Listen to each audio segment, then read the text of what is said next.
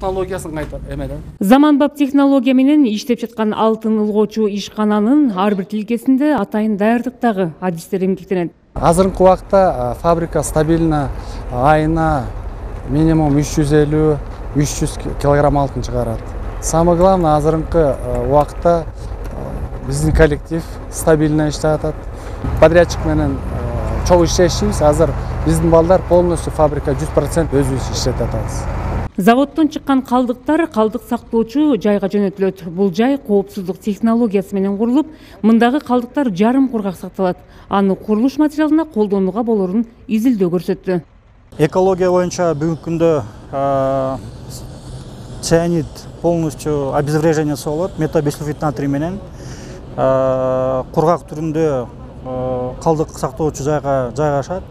Жылдын аягына чейин биз териштирүү иштерин жасап атабыз. Азыр Илимий академиясы менен чогуу ошол калдык сактоочу жайда болгон гектардан строительный бир материалдарды жасаганга азыр тактап баарын көрсөтүп беребиз. Мындай образецтер уже бар. Кирпич чыгарса болот, анан строительный материалдарды чыгарса болот.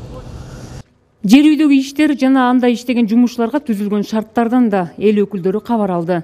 Жакындан таанышып чыктык. Бул жерде ушул биздин жарандардын жергиликтүү жарандар 60% ушул жерде иштейт экен, 30%тен ашыгы ушул баягы Кыргызстан жарандар иштейт экен. Андан сырткары ушу биз өткөндө 18 майда закон кабыл алып бергенбиз, мыйзам. Ушу 90% ушу жергиликтүү Кыргызстандын жарандары болсун деген.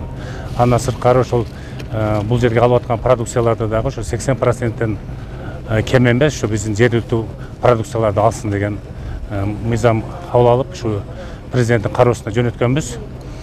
Буюрса ал дагы ишке ашат деп ойлойбуз. Бүгүнкү күндө бул жер үйке алтын кени стабилдүү иштеп атыптыр. Баары өзүнүн ордунда экен, штаттык режимде иштешип атыптыр. Кенде 1200 адам иштейт. Мамлекеттик казынага ишкана 2022 жылдын июнь айына карата 6,7 миллиард сом которду. Ишкананын колдоосу менен облуста 400дөн ашык социалдык экономикалык долбоор ишке ашырылды. Салика Сариева, Элхан Арсанбеков, Ала 24, Талас облусу.